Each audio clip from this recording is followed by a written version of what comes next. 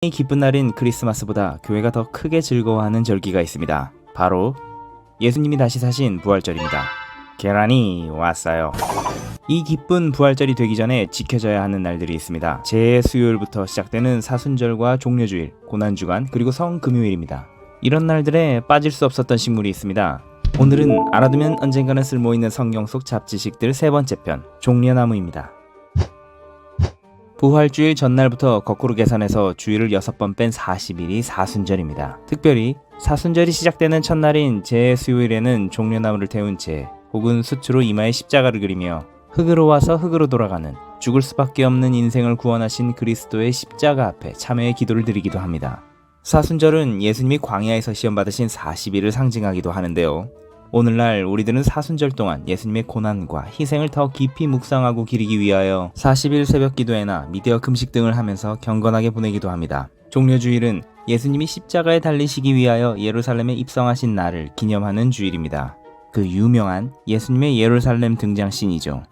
스가랴 9장 9절에 예언된 그대로 예수님께서는 이날 나귀를 타고 예루살렘에 입성하셨습니다. 사람들은 겉옷을 길에 펴고 종려나무 가지를 흔들면서 호산나 다윗의 자손이여를 외치며 격하게 환영했습니다. 종려주일 다음 날부터 고난주간이 시작되고 그 주 금요일은 예수님이 십자가에 달려 돌아가신 금요일입니다. 그날을 우리는 성금요일로 지켜 금식하며 경건하게 지키죠.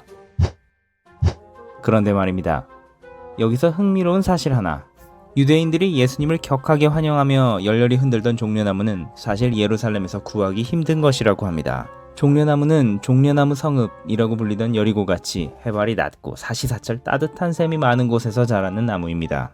예루살렘은 산지이기 때문에 종려나무가 자라지 않죠. 지금까지 유대인들이 흔들었다던 종려나무는 주변에 널리고 놀린 나무 중 하나라고 생각했었는데 그런 게 아니었던 거죠. 그럼 대체 왜 이스라엘 사람들이 예수님을 환영할 때 종려나무 가지를 흔들었을까요? 왜 굳이 여리고에서나 자라는 종려나무 가지를 가지고 와서 흔들었던 걸까요? 성경에 자주 등장하여 그냥 쉽게 지나쳤던 그 식물, 종려나무에 대해 알아보겠습니다. 종려나무. 영어 성경에는 팜트리로 등장하는 이 나무. 휴양지나 해변가, 황금종려상 등이 떠오르나요? 그러나 이 나무의 정확한 이름은 대추야자나무입니다. 우리가 아는 대추와 비슷한 열매를 맺는 나무로 학명은 피닉스 닥틸리프라입니다. 발음하기 매우 어렵네요. 식물인데 불사조를 뜻하는 피닉스란 이름이 붙은 이유는 종려나무의 경이로운 생명력 때문입니다. 강한 태풍이 불어도 서너 시간 정도 구부러져 있다가 다시 일어나는데 식물학자들의 연구에 따르면 종려나무는 구부러져 있을 때 그 뿌리가 오히려 더 강해진다고 합니다. 더 놀라운 것은 종려나무는 그루터기를 불태워도 거기에서 다시 싹이 나고 자라나는 나무입니다. 그야말로 불사조죠. 종려나무는 웬만해선 죽지 않습니다. 이런 나무의 특징 때문에 종려나무는 유대인들에게 승리와 부활의 상징이었으며 전쟁 영웅이나 왕을 환영할 때 종려나무 가지를 들고 환영했습니다.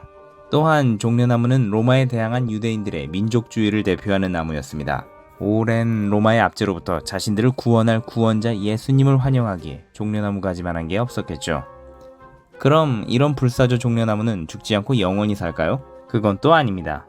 종려나무 가지의 중앙 상층부에 하늘을 향해 직선으로 뻗어있는 가지를 꺾어버리면 죽는다고 합니다. 이름하여 종려나무의 급소. 키파 트마림이라 불리는 이 가지는 일종의 생장점 역할을 합니다. 트마림은 종려나무를 뜻하고 키파는 가장 높은 계층을 말합니다. 종려나무의 키파에서 유래된 단어가 있는데 바로 이것입니다. 유대인들을 상징하는 빵떡모자죠.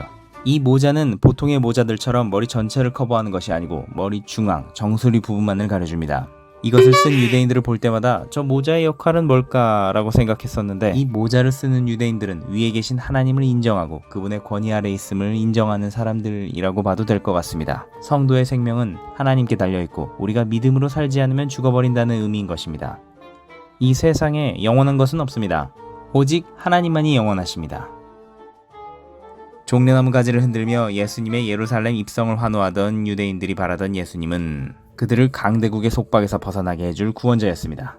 하지만 예수님의 오심은 그것을 위함이 아니었죠. 그들이 원하는 왕이 되고자 오신 것이 아니라 진정한 영생의 기쁨을 선물하고자 오셨습니다. 이런 동상이몽이 따로 없죠.